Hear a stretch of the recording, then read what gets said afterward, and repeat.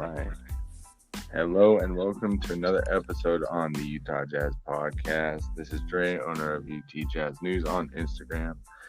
So today I'm joined with another. So if you want to introduce yourself. So guys, my name is Jazz Prime. Make sure to check out my page. I do all sorts of stuff and graphics. But make sure you check it out and start the episode.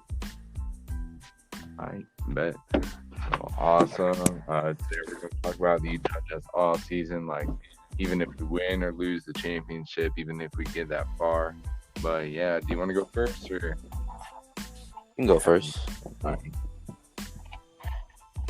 right. So I was just starting off with Mike Conley. Like, he wasn't doing great at the start. I did a whole podcast on that. Like, he's making $32 million and 25% of cap.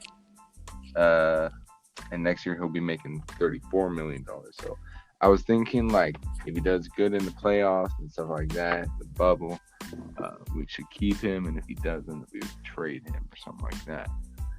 What's your thoughts? Do you have any? We should keep him. That's my choice.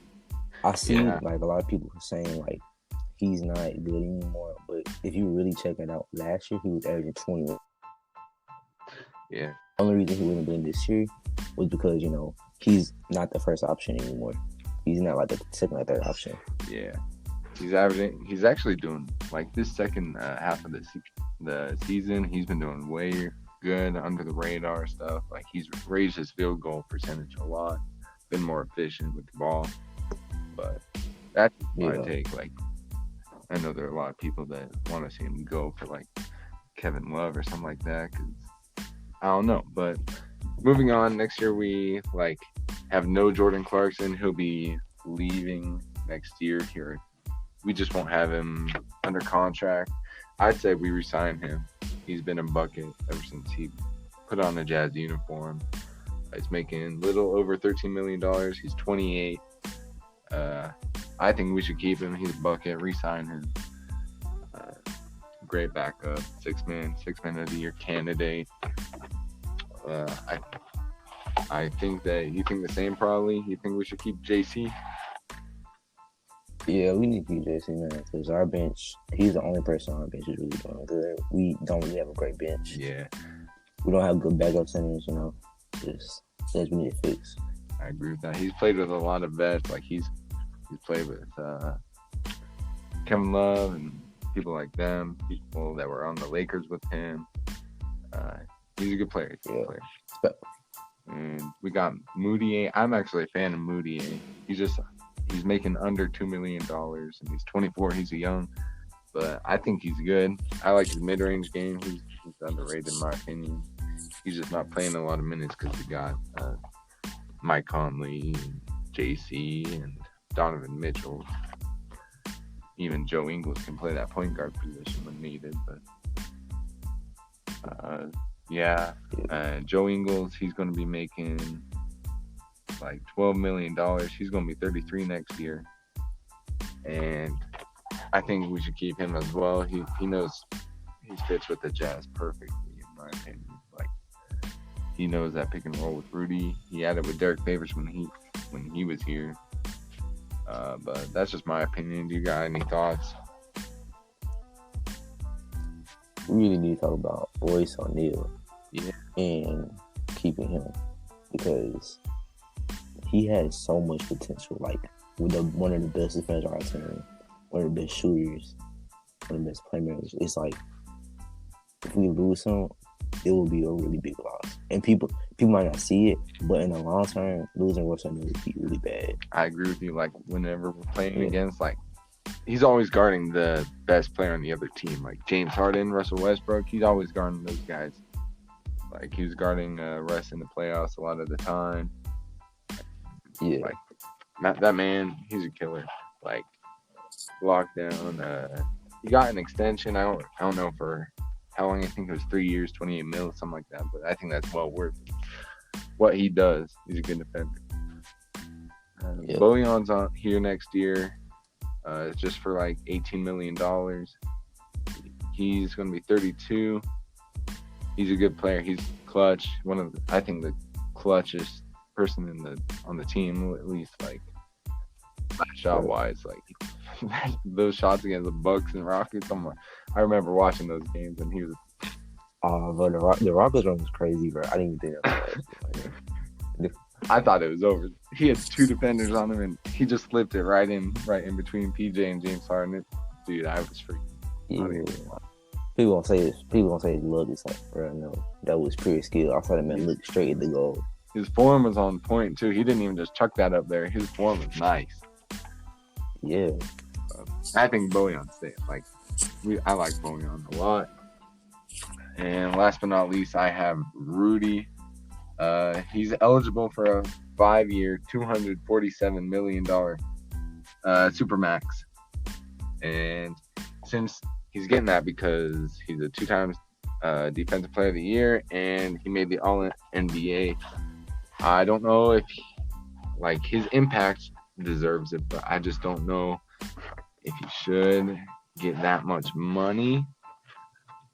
I know there's a lot of players that would definitely want that much money, but I think Rudy, he says he likes it here in Utah. There's no reason for him to leave. I don't know if we'll offer him that, but do you have any thoughts on that?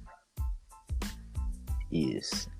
So here's the thing: that contract, I don't really see that happening. Yeah, me. Here's one thing I have to say: we could do a trade scenario with the Warriors. I think I said this before in the post. Mm-hmm. We could do Draymond Green for a leader, like 1 first-round pick or 2 first-round picks, and then we can pick up 2 centers in the draft, and then we could Vernon Carey or one of the other guys. I forgot what I'm talking about. You're talking about the pick that they have this year, the one that's lottery. Yeah. Maybe if they go, it'd be a great James Wiseman or something like that. Oh, that would be perfect. That would be perfect for our offense and defense. I think I saw mock trade in that too. We might be able to snag Andrew Wiggins in that trade just because Rudy Gobert is a top 3 NBA player, not NBA player, but center in the league. Yeah. I don't know if they would do that. They'd have Steph, Clay, Eric Pascal, and Rudy. That's a pretty nice lineup if you ask me, but I like that idea as well. That's nice. Do you have anything else that you would like to talk about, DSF? I have a lot to talk about. Let's hear it. So you remember when they talked about Donovan Mitchell being top, lower than top, around, I think it was around 25 or I forgot what the rank was. Yeah. Yeah, so he was very low, and then it sparked a lot of controversy. But it's we know we have a very underrated team. I think we were 4th in the Western Conference. Right? Yeah, we're 4th. So it's not a lot of people pay attention to us. But even though we lost for these playoffs, even though we lost Bojan, we still have a big chance. Because we really do need Mike to come back and play for us. Mm-hmm.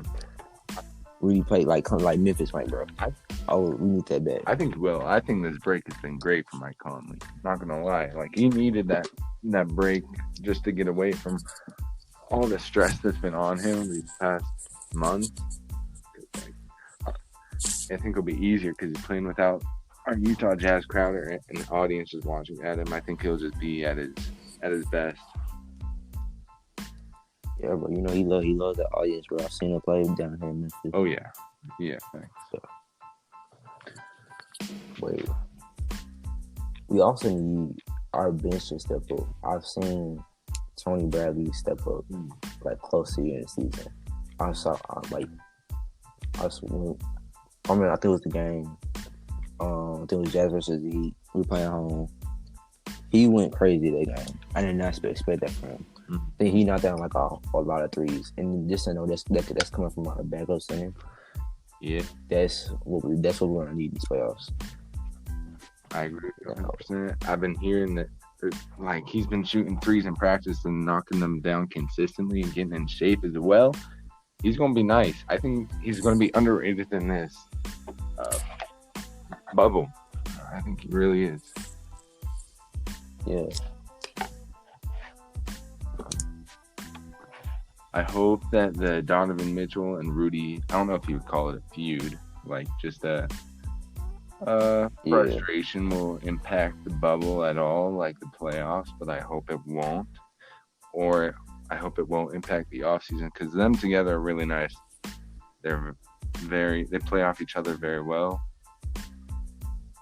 I just hope that we're able to keep both of them, or even like you said, trade Rudy into the Golden State Warriors for their pick if it's high.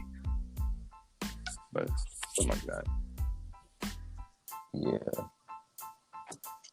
All right. What? But you see. Did you say? Oh no. Do you have anything else you want to talk about? Nah, anything you want to talk about? Nah, not really. So if that's it, thank you for listening to this episode on the podcast, and catch y'all later. Peace out. Talk later, bro.